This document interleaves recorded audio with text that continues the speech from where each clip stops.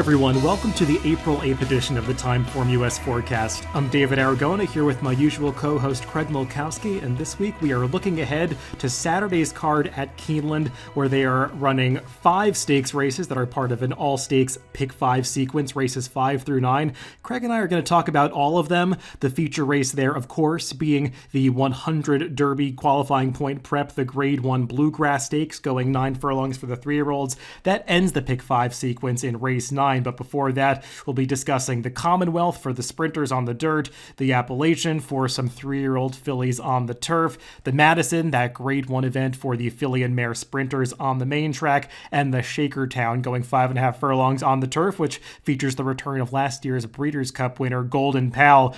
Craig, welcome back from vacation. I know we both missed a few of these forecasts and pacecasts, but happy to be back recording with you. Yeah, it's good to be back. It was a nice break to get down to sunny Florida. Found out there is a lot of people in South Florida, which isn't a bad thing on vacation. But I think I prefer the Gulf Coast of Florida if I ever decide to migrate there to live. But we'll see. Anyway, I did have a great time. Yeah, I know neither of us were too far away from the horses on our respective trips. I was in Lexington around a lot of horse farms. I know you were at the track a couple times, but nice to have that break to not be working actively during all those days, though I figured you had to do some speed figures despite being off this past week. Yeah, not too much. I relied on my assistant. There's always a little bit I have to do, but it was pretty relaxing time. And for the most part, I didn't watch any racing other than Saturday at Gulfstream when I was there. Well, we're actually coming back to a pretty big weekend of racing here, as there are Derby preps taking place all around the country. Maybe if we have some time at the end of the show, we'll just briefly mention the Santa Anita Derby and the Wood Memorial, but the focus of this podcast is going to be Keeneland. And Craig, when I went through this Pick 5 sequence, there are some pretty formidable favorites in here, and I think if you're trying to beat them, you kind of have to pick your spots, because to me, it didn't feel like a sequence that was likely to pay tons and tons. I couldn't beat a lot of these favorites.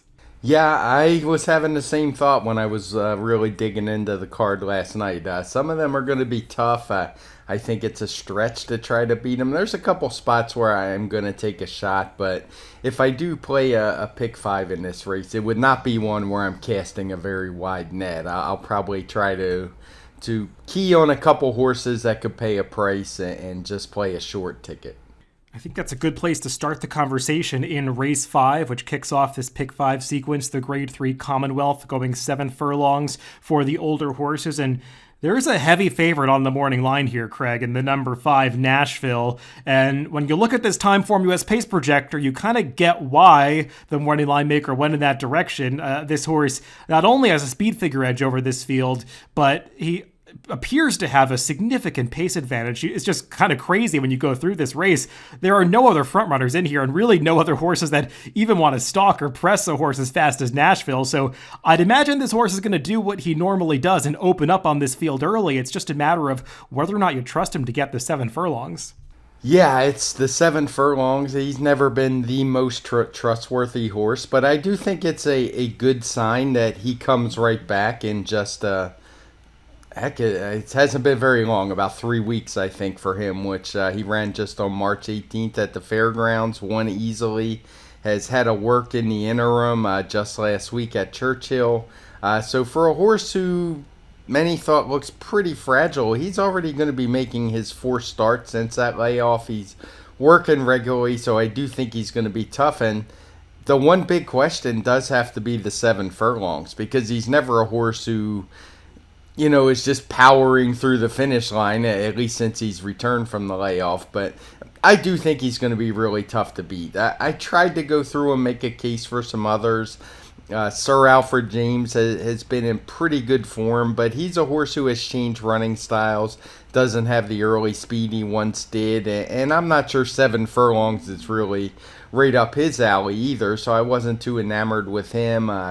Kind of went through the field, and when you get towards the bottom end, you see the horses that on the morning line are the more of the favorites. I saw Obesos in there, and he had success at one turn against weaker competition early on in his career, but he's a horse, it's just hard to imagine him being anywhere near the leader, and it would have to be a real meltdown, and it's hard to see that happening.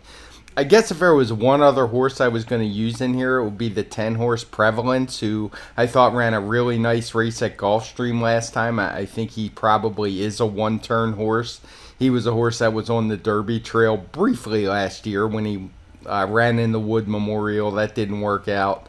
He wound up laying off after Derby Day, but his last race was pretty good. He ran a 118 speed figure, so if Nashville can't get the 7 furlongs, he'd be the one that I would think most likely to take over and get the win. Yeah, this would be the race where I'm taking the biggest stand against a favorite. I don't want Nashville in this race. I get that he can win with the pace advantage, but I don't trust this horse at all. I mean, the 7 furlongs to me is a significant hurdle for a horse like this because he is not the kind of speed horse that can be rated along on the front end. I mean, when he runs his big races, he opens up early, sets fast fractions, and typically he runs fields off their feet going 6 furlongs. I think using that kind of style, it's a little tougher going the 7 furlongs.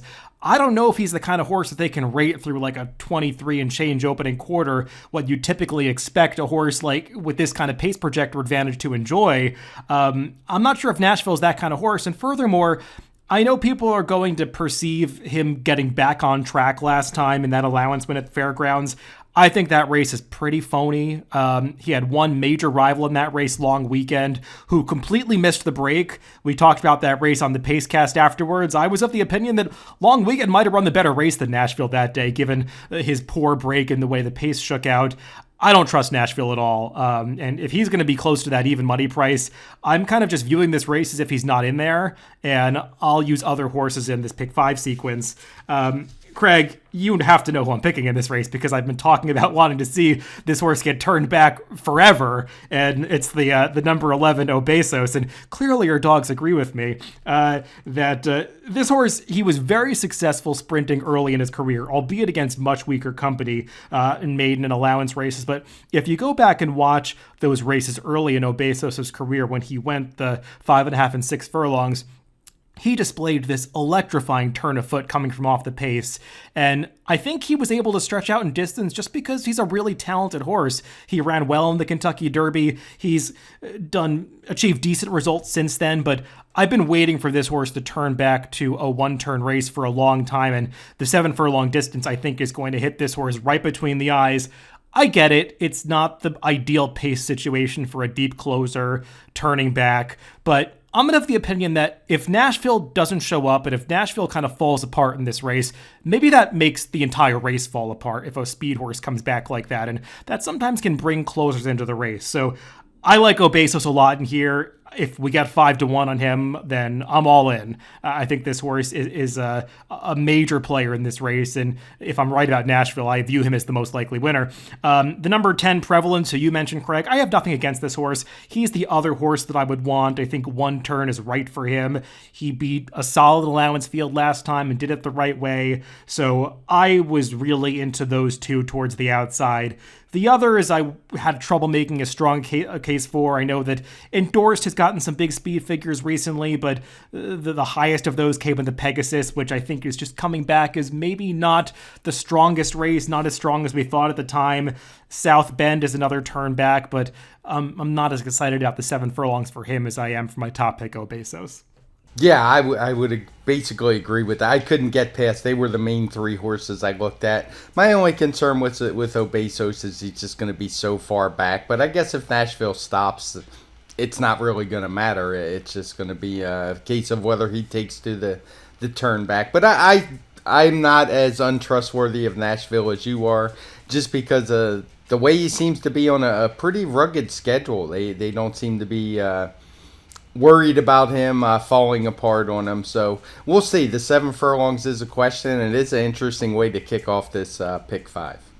Yeah, Nashville's the kind of horse that I'm sure they want to make into a stallion. And I get this is a grade 3 event. You want to get that graded stakes victory at some point. He hasn't achieved it yet, so you want to strike while the iron is hot.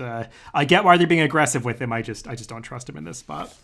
Let's move on to the next race in this pick 5 sequence. Race 6, it is the grade 2 Appalachian going a mile on the turf for the 3-year-old fillies. And Craig, this is a favorite that I'm not trying to beat. The number 3, Spenderella. She's 7-5 in the morning line. I wouldn't be surprised if she's odds on in this race, and I kind of think she should be. Her last race was just spectacular. Yeah, she ran a huge speed figure that day. We even downgraded it a little bit because of the really fast pace early, but it's a fast pace which she actually set.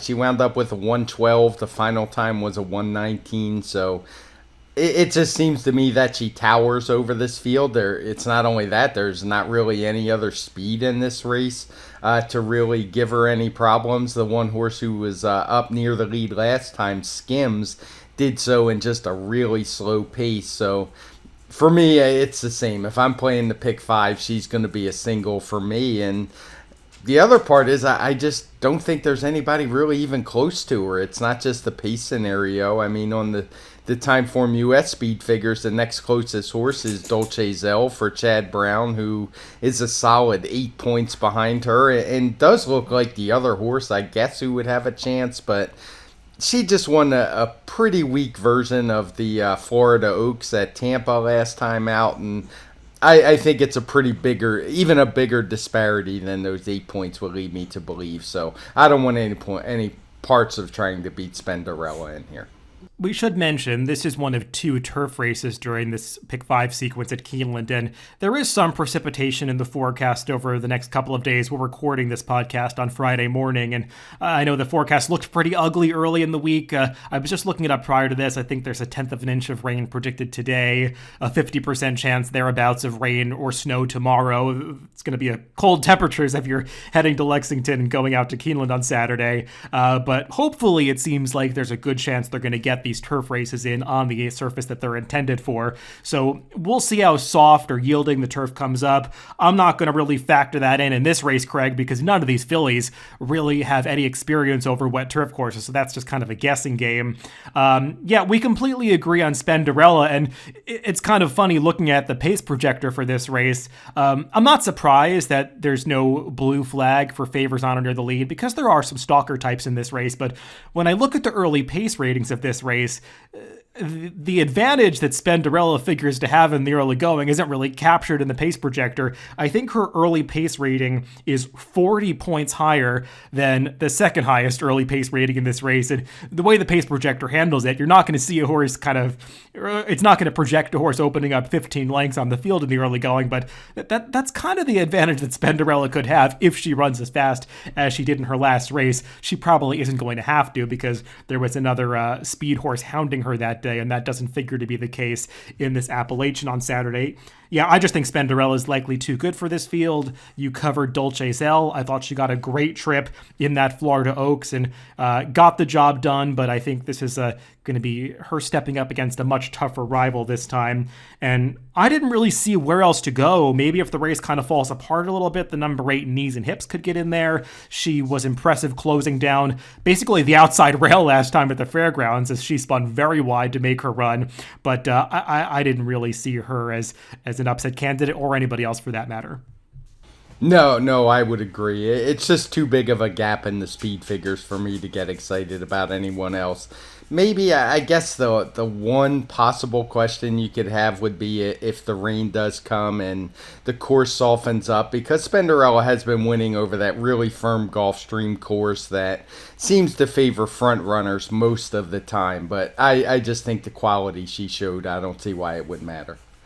Let's move on to the next race in this pick 5 sequence, the Grade 1 Madison, going 7 furlongs. And Craig, while there's not one clear favorite in this race, I think we do have 3 horses in here with really strong Grade 1 credentials, those being obviously Kamari, who won this race last year and is the slight favorite on the morning line at 2-1. Bell's the one who has been competitive in Grade 1 races in this division for quite a while now. She hasn't conquered the Madison, but she is a Grade 1 winner, having taken down the Derby City Distaff a couple of years ago.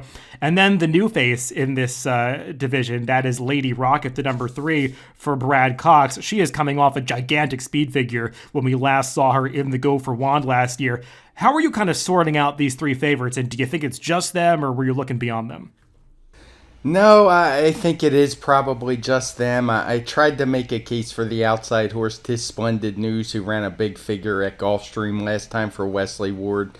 But I'm kind of wondering what the plan really is there. Is he just in here to maybe give some pace to Kamari? Will he actually run both of them? I think is another question. I guess we'll find that out tomorrow morning. But I think she's an interesting horse in a pace perspective, but not really a contender. It's hard for me to see them winning. And this one's a tough one for me. Kamari has done nothing wrong. I know we've talked about it on Pacecast and Forecast before. She's good on dirt and turf, but she's undefeated on the dirt, winning pretty easily most of the time. She's got 5 wins, but she hasn't run all that super fast, so I was really impressed with Lady Rocket, and if I do play this pick 5, I'm going to lean pretty heavily on her. She really developed towards the end of last year. I actually saw her win a race at Charlestown on Charlestown Classics night. She then shipped to Belmont, which seemed like a pretty big jump up in class, but she ran a nice second behind Bella Sophia, and then she just took off, winning that listed Pumpkin Pie Stakes before exploding in the Gopher Wand. The one concern I would have for her is she's been away a bit, and Brad Cox isn't the greatest layoff trainer out there. But in this particular situation, I think she's going to be ready to fire. With this specific number of days, she does pretty well. She's been working lights out at Fairgrounds and the last one at Churchill. So for me, Lady Rocket is probably going to be a single in here. I didn't mention Belle's the one. She's another. She never runs all that fast. I just think if Lady Rocket runs her race, that Belle's the one's really going to have her work cut out trying to catch her. Yeah, we have pretty similar thoughts about these likely favorites in the race. I respect Kamari. I'm not going to hold her last speed figure against her in that return at Gulfstream Park, because if you watch that race, she was really never asked for her best. That was purely a prep for this. But even going back to her Madison last year, I think she's going to probably have to run a faster speed figure than she did to defend her title than she did when she won this race last year. And furthermore, I feel like this is a tougher field. She beat some decent horses last year, including Belle's the one, but I think she's facing one of the toughest fields that she's met on the dirt so far. You did cite that undefeated record that she has, but she's probably going to have to run a faster speed figure here. We'll see what kind of trip Kamari works out. I do think it's interesting to note her positioning on the pace projector, because she's not really known as a deep closer, but she's shown, I think, 9th of 10 runners on the pace projector. That's just due to the fact that in her dirt races, she's faced one slow pace after another. So she hasn't really shown that early speed that we typically see in top-level dirt sprints. And if you look at her turf races, she tends to get outrun a little bit when they go quickly in the early going. So I'm a little bit concerned that Kamari might get outfooted early, and that's just another reason to maybe take a shot against her if she is indeed the favorite in this race. And Craig, we're in total agreement about the number 3 Lady Rocket. I sometimes don't totally trust those big speed figures that are earned over that Aqueduct dirt course in the winter time. Feels like they're not always that trustworthy. And to be honest, Lady Rocket was not beating the toughest field last time in the Gopher Wand, but it's not like that's her only good race. I thought she ran really well too back at the Pumpkin Pie to defeat Glass Ceiling. Glass Ceiling has come back since then and not lost. I think she's won 3 in a row out of that race. She's actually running at Aqueduct on Saturday in the Distaff Handicap against Search Results, so that should be an interesting matchup. But Lady Rocket, no disgrace losing to Bella Sophia prior to that. And you were mentioning Brad Cox. I looked up a specific stat for Brad Cox, 90 to 180 day layoffs on the dirt, specifically in graded stakes races. He's 6 for 13 over the past 5 years. That's a 46% win rate with an ROI that's nearly $5. So when he gets these horses ready off layoffs for graded stakes events, he typically has them ready. So I think that's a good sign for Lady Rocket. And she's got that running style where she can be close to the pace but doesn't have to be on the lead. So I think she figures to work out a really good tactical trip in here. Belle's the one. I'm a fan of this horse. I think she's a really likable mare, easy to root for. But like you said, she just doesn't really have those speed figures that make her the strongest win candidate here. I also feel like she's slightly better going a bit shorter than this. I think 6 furlongs is really her ideal distance. I know she has that one, a grade 1 victory going to 7 when she ran down Serengeti Empress, but she got a wicked pace to close into that day. So I prefer Belle's the one going a little shorter than this. And I view her kind of on the same level as Kamari, but I really did want to emphasize Lady Rocket in here like you, and she'd be the one that I would lean on. You mentioned the 10, Tis Splendid News, as maybe an interesting horse in here. I get that a little bit. I don't totally trust her last race. She was beating really nothing of quality at Gulfstream, but that was the best race that she's put forth in her career. What do you make of the number 2, Center Isle, as a potential upset candidate or a horse that could get in there for the exotics? She's reeled off 3 in a row, and she beat a decent horse last time in Frank's Rocket, though maybe you might disagree with that assessment. Yeah, you know I'm not the biggest Frank's Rocket fan. I believe she ran Saturday at Oaklawn, and I actually thought that it was a spot where she might win, and once again she didn't win. So I'm not going to give a lot of extra credit to Center Isle for beating Frank's Rocket there in the Sugar Swirl. If she was a 3-year-old who was just having her first start as a 4-year-old, I might give her a longer look, but she's got a long way to go in the speed figure department to really be a contender in here for me. Yeah, the one other horse that I might want to upgrade a little bit, depending on price, is the number 4, Just One Time, Brad Cox's other horse. I don't like the field she beat last time in the inside information. I don't think that much of those that were behind her, but she was much the best that day, kind of missing the break a little bit. She was out in no man's land, going extremely wide all the way around the far turn. I think she's better than that last race indicates, but she'd have to improve quite a bit to beat all of the favorites. She's probably more of an underneath type. Yeah, she fits that kind of what I was talking about. She's the newer 4-year-old who had run some decent figures at the end of her 3-year-old career, albeit at Penn National. But we had talked about her on the forecast, I believe. I think that was on Pegasus Day, and she ran much better than that speed figure of 109 would indicate. Still a long way to go to Lady Rocket, but yeah, I agree with you. She's certainly a contender for the vertical slots.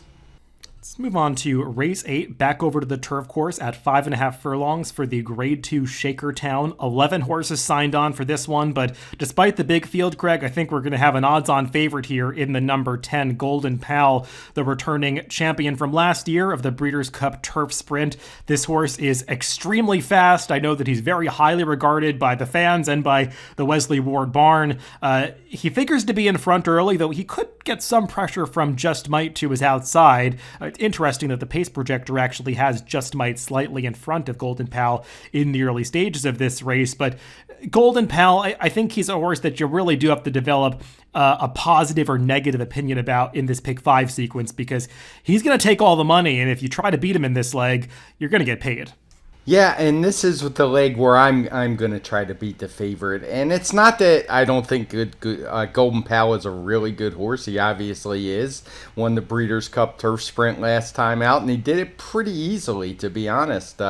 Showed a ton of speed that day, although that's debatable, the clock malfunction. The pace figure's not very fast, but when I say he showed a ton of speed, his speed out of the gate was something to behold. It was like the gate opened and he had 2 lengths on the rest of them and kind of controlled the pace from there. But it's not that I don't think he can win, but I just think he's going to get way over bet, because I don't think this is an easy field by any means. This race may actually be as tough as the Breeders' Cup, in my opinion. There are some pretty good horses in here.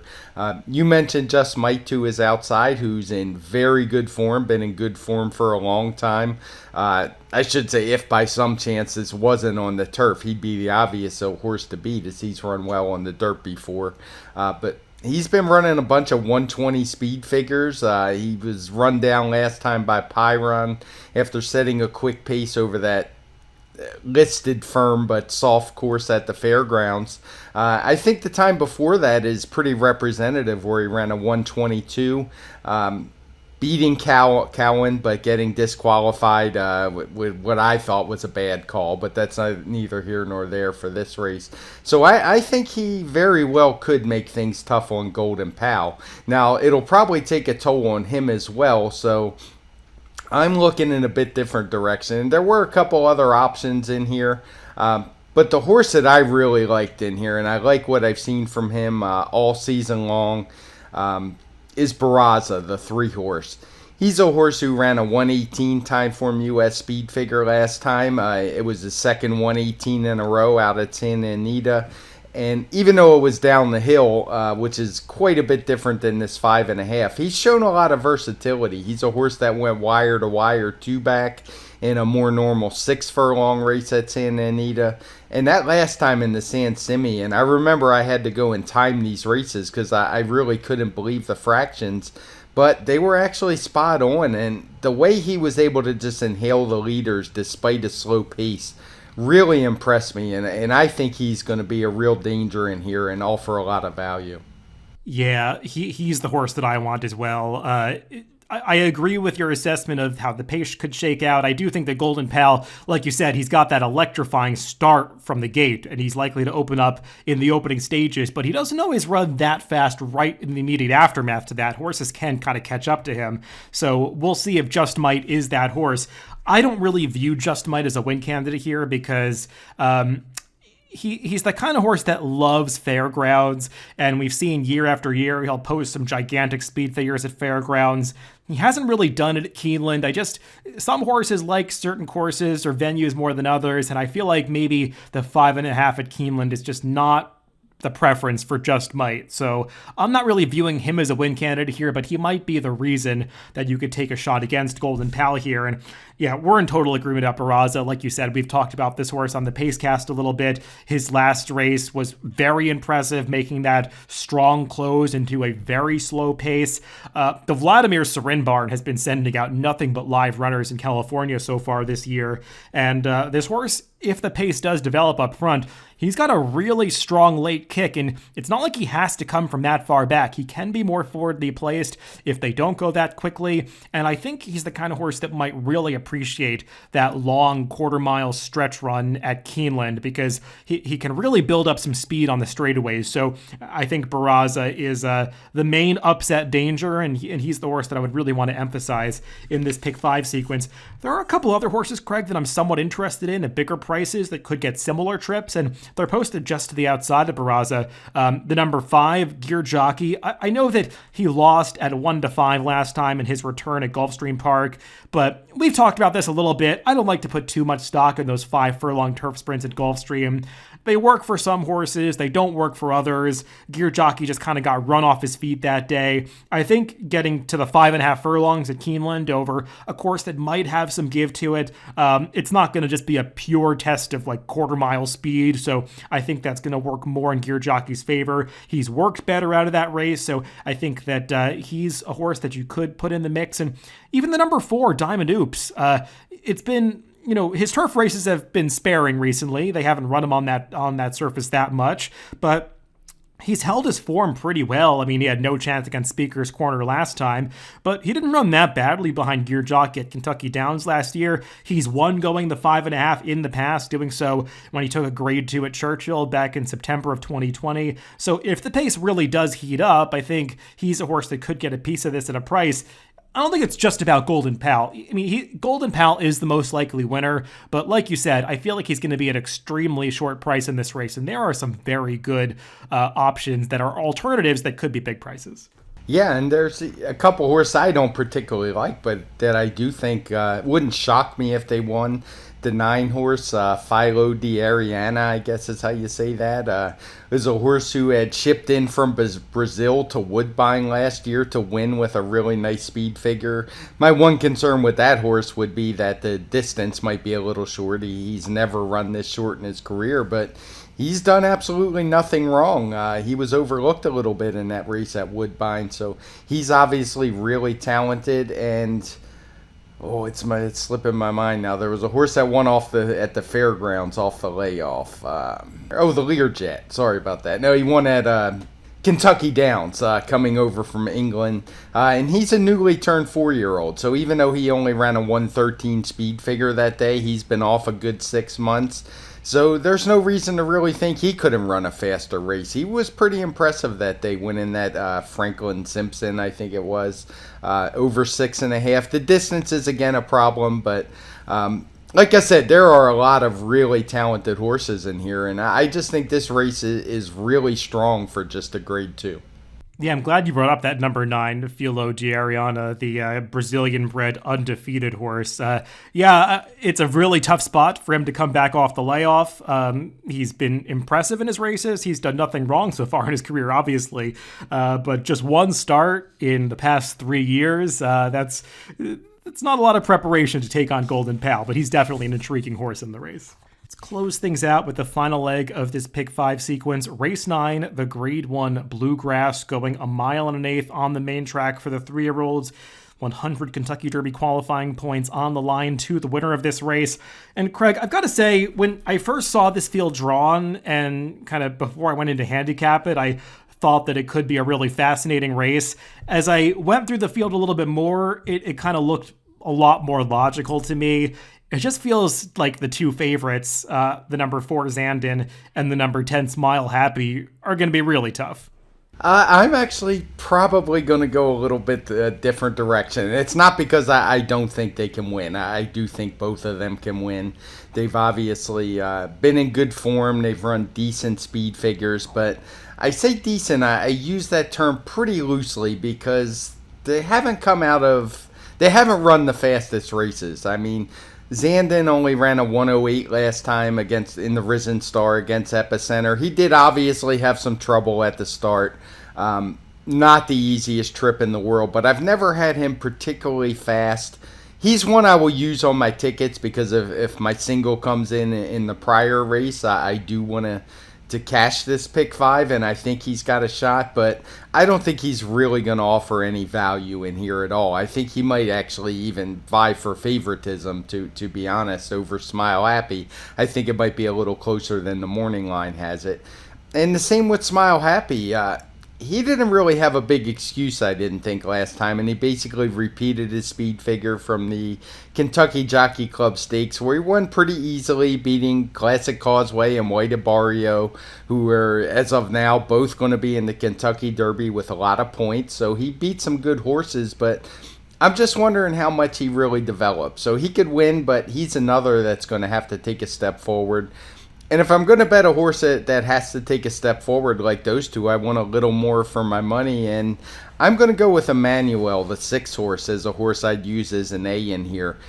He was a horse I didn't particularly care for at all in the Fountain of Youth.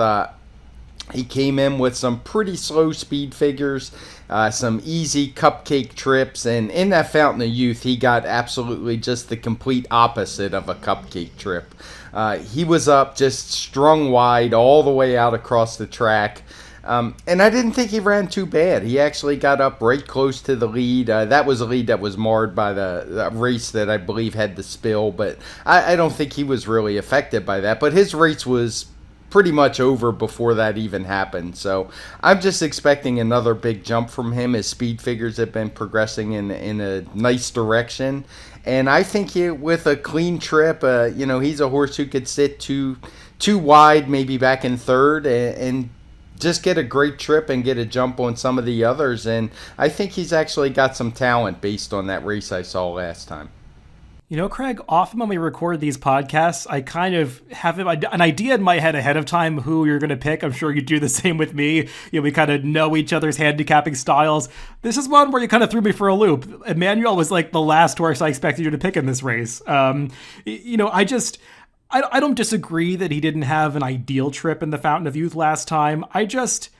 Simplification was wider than he was, and he won the race, and Emmanuel, he was a little bit out of position early, and that was due to the fact that he didn't break that sharply. But I feel like he's just one of these speed horses that doesn't have that much speed, and I wonder if he's going to be outrun a little bit in the early stages once again here. And also, I just can't find his fast race. I know that he got a 101 with a little bit of trouble in the Fountain of Youth last time, but to me, I'm not that impressed by his Tampa Bay race prior to that. I know that he won in hand, but he really wasn't beating much that day. Look, we'll see what kind of price he is. He's 9-2 on the line. I guess he could drift up from that, but he was not one that I was considering in this race. I think the two favorites are really tough. I know that their speed figure advantage is only slight, but to me, a slight advantage in races earned off layoffs that were clearly preps, I think kind of projects that they're going to move forward off those races. I'm thinking about the number 4 Zandon and the number 10 Smile Happy. That Risen Star that they exit is really the best Derby prep that we've seen in terms of runbacks. If you look through that Risen Star field, there's horse after horse has come out of that race and run as well, or in most cases better, in their subsequent starts. I mean, the winner Epicenter obviously came back and ran the fastest prep that we've seen in the Louisiana Derby, but even Pioneer of Medina, who was in that photo with Smile Happy and Zandon, came back and was a very good third in the Louisiana Derby. Tawny Port came back and improved his speed figure in the Jeff Ruby Stakes. Slow Down Andy came back and won the race at Sunland Park out of that. Even Papa Cap, who was up the track in the Risen Star, came back and ran a competitive race with horses in the Florida Derby, finishing a close 4th. So that Risen Star to me is a strong race, and Zandon and Smile Happy finished ahead of most of those horses that I mentioned. And furthermore, Zandon was farther back than he really was supposed to be in that race because he hopped up at the start, and that put him at the back of the pack. He's not a horse that really wants to be that far back, so I think he's going to get more of a mid-pack trip in here, and I do like both of these horses. I give the slight edge to Zandon because I just feel like he's got that upside. He's a horse that showed a lot of promise last year. I like the fight that he displayed in the Remsen, and I think he's going to get a better trip than he got last time in the Risen Star, so I view him as the slightly more likely winner, but I'm not against Smile Happy at all. I thought that he was ridden by Corey Lanerie last time. Like, winning that race was not of the utmost importance. It was a very tentative ride. They really kind of let the winner Epicenter get away, didn't really set him down until the race was pretty much decided. I thought that they kind of rode him for second that day, and he's likely to move forward off that. So to me, Zandon and Smile Happy are just kind of a cut above the rest in here. And I really had trouble filling out the 3rd and 4th slots in my picks. I just kind of view a lot of the horses coming out of those preps at Tampa Bay Downs and Gulfstream Park and even Arkansas as just not that strong. I thought Ethereal Road ran well considering his trip in the Rebel Stakes. I just don't think the Rebel was a particularly strong race. I thought the Trademark had some mild trouble in the Tampa Bay Derby last time, but I don't think the Tampa Bay Derby was that strong of a race. I just feel like the horses coming out of Louisiana are significantly stronger. I mean, the one other horse that I would consider probably as my 3rd pick in this race is actually the horse coming out of the Louisiana Derby, the number 9 Rattle and Roll. I know he's coming back on just 2 weeks rest, and they're probably getting a little aggressive to try to get some Derby points to get this horse into the Kentucky Derby starting gate, but I didn't think Rattle and Roll ran that badly in the Louisiana Derby. There wasn't that much pace up front. There really wasn't too much closing going on from the back of the pack. He fended off horses like Call Me Midnight in the late stages to hang on for 4th, or get up for 4th, I should say, that day. So he seems like one that's coming around slowly but surely that could get another bigger piece of this, but I was not trying to beat the favorites here. A couple other horses I wanted to ask you about. I know I was pretty shocked to see Command Performance actually in the entries here. That one surprised me. Of course, ran that big race in the Champagne, but he's been a bit of a disappointment for sure, getting beat at 1-9 at Tampa.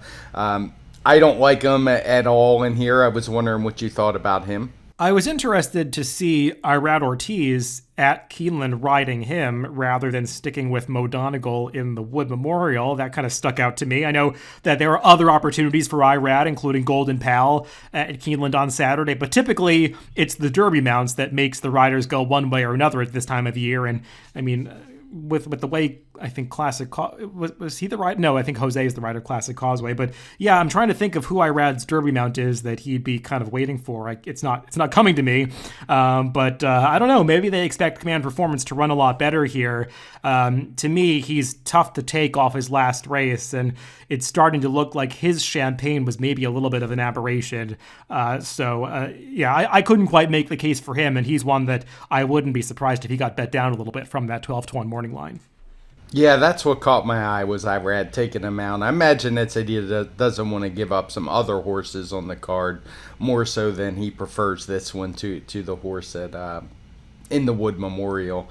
The other one that I just gave a quick glance to was Volcanic, just because he beat Charge It, who came back to run a really good race in the Florida Derby. He was a good second that day, but I thought the Tampa Bay Derby was pretty disappointing overall, and obviously you thought the same. So this is a race I'm going to go 3 wide, but I am going to key a little bit on Emmanuel, and we'll see how that works out, because it's definitely the other two are more likely winners. I hope people didn't take it the wrong way. I agree with you totally there, but I do think he's going to run a lot better than what we saw in Florida. Well, quickly recapping, I don't think we have to take that long to do it, Craig. There weren't too many spots where we were trying to beat the favorites. For me, I was most against Nashville in the Commonwealth, that first leg, and I really like Obesos. I would also use Prevalence, but my main opinion there is to try to get Nashville out of the sequence at what's likely to be a short price. We both agreed on Spenderella in the Appalachian.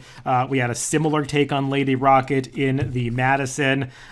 We agreed on Barraza in the Shakertown. I would have to look at how the sequence is being structured to see if I would leave out Golden Pal completely. He might be the kind of horse that I do use, because if I'm right about Nashville being out of it in the first leg, I don't want to get completely knocked out if Golden Pal wins, because you don't necessarily want to be right about getting 2 odds-on favorites out of there if you have a strong opinion about one of them. So I might use Golden Pal in addition to Barraza, along with as backups those horses like Diamond Oops and Gear Jockey. And I would be pretty heavy on both Zandon and Smile Happy in the Bluegrass. I feel pretty confident with those two. Yeah, I think it's a sequence where you have to make sure you take time to structure your tickets, because, like you said, I don't think we're going to get any boxcar payoffs in here, and you don't want to put a lot of money in this. You don't want to bet tickets that have 4 and 5 favorites on them. So it's one of those where I think it's probably a good idea to use something like Ticketmaker, or I assume there's other tools out there, but that's the one I use. But just make sure you're getting value in your bets and don't wind up playing, a $100 or $200 pick 5 and wind up getting back less than your money. Craig, very quickly before we close out, did you take a look at the Wood or the Santa Anita Derby at all? I mean, even if you didn't handicap them, we're pretty familiar at this point with the horses that are running in those races. Did you have any impressions or thoughts on those? No, I'm really interested to see what happens in the Wood Memorial, mostly because of early voting. I think he would really shake things up in the Kentucky Derby if he's able to run well and get into the field. I'm not saying he's a horse I think could win the Kentucky Derby. I guess we'll have to wait and see Saturday. I don't want to get too far ahead of myself, but I also think Morello is a really good horse, and I'm looking to see how he handles the second turn. Nothing I've seen so far would indicate to me he's a horse who can't handle 2 turns, and he's going to need to take a step up. He ran a 113 speed figure in the Gotham. But yeah, there's no reason he couldn't get up in that 118 area that we saw from Epicenter, who ran a really good race. So I'll be interested in that one for sure. Particularly, I just want to see how fast early voting goes. Yeah, that's a race that I'm really looking forward to. I'll be out there at Aqueduct on Saturday watching it live. It's been a few years since I've seen the Wood Memorial in person, so looking forward to that. Early voting is a horse that I'm pretty optimistic about, and I'm interested to see how he runs here. I really liked his withers, but I expect all 3 of the favorites to run well. I'm a fan of Morello. I'm not convinced that 1 1/8 is best for him, but I think he has a ton of talent. And even Mo Donegal, I know he hasn't run the fastest speed figures, but I really think this is the right race for him. And if the pace does heat up a little bit, which is dependent on early voting, then he could come running late. And as for that Santa Anita Derby, Craig, pace is going to be the really fascinating part of that race, because how fast are they going to make Forbidden Kingdom go? Yeah, this is the one. We haven't talked about it a lot because of the Bob Baffert situation, but these were the fastest races have come in California. I know Epicenters ran really well, but both Messier and Forbidden Kingdom have run those 120 plus TimeformUS speed figures, and I would assume the plan here is that you have to go after Forbidden Kingdom early, because if they let him go early, it's hard to see him getting run down. He's just fast. He gets really brave when he's by himself, and he's obviously really talented. Messier is a tough one for me. I don't think he's fast enough to outrun Forbidden Kingdom, which I imagine is why Tim Yakteen has 3 different horses in here. I assume the 2 horse I don't even know how to say that. Armagnac, yeah, is the horse who is supposed to try to put pressure on him. But I don't know if he's good enough to do it. He was in the San Felipe with him last time. Couldn't really get close to him. So I'm not sure how that's going to work out. Then we have the maiden who ran a huge speed figure last time, a 120 in Taiba. That figure's a little bit iffy, if I'm being honest. Some of the runbacks from that one haven't been great. I still think he ran a good race. When I say iffy, maybe it should be 5 or 6 points lower. It was a tough figure to make that day. I know we talked about it on the forecast, but what's he going to do from out there? Because he's really fast, but he's stretching out from 6 furlongs to 9 furlongs. He's the kind of horse I don't want any parts of as a win candidate, trying to make these big jumps, but I'll be interested to see how he's ridden, if he tries to go after Forbidden Kingdom or if he just sits off his flank to the outside or a couple lengths behind. Yeah, I didn't know what Armagnac was before seeing this horse run last time either. And actually, coincidentally, I went to a French restaurant the night after the San Felipe, and there was a cocktail with Armagnac in it, so I ordered it and tried it. I think it's like a French brandy. It was pretty good. But total aside, as for Armagnac, the horse, I've seen some chatter that people think he's a rabbit in this race, as you were kind of alluding to. I mean, I don't see this horse as being nearly fast enough. My take on it was that SF Racing and Company maybe are just helping the racing office have this not be like an embarrassing 4 or 5 horse field. And that's why he's in here. We'll see. Taiba, I think, is the really fascinating horse that you were mentioning, Craig. I agree with your take on his race, maybe not coming back as strong as that initial speed figure indicated. I do think he's got a lot of talent, though. This is just a really tough spot for him. Between the two favorites, I do prefer Forbidden Kingdom. I was really impressed by his last race. I think the rest of this field, they're going to have a lot of trouble outrunning him to the first turn. He's just wickedly fast. I agree that Messier is not quite as fleet as him in the early going, and I need to see Messier do it again. We've also seen some runbacks from that Robert B. Lewis, including the runner-up, who just kind of fell apart in his next race. And I know Messier won by 15 lengths, but that was a pretty speedy track. And Messier, to this point, is just a 1 speed figure horse. His prior races really don't even put him in the conversation as being one of the favorites here. So I need to see Messier do it again. But I think I like Forbidden Kingdom a lot as a racehorse, and I think he's going to be pretty tough in the Santa Anita Derby. Yeah, it should be a fascinating weekend, and I think we'll pretty much have our Derby field set. I know we still have the Lexington.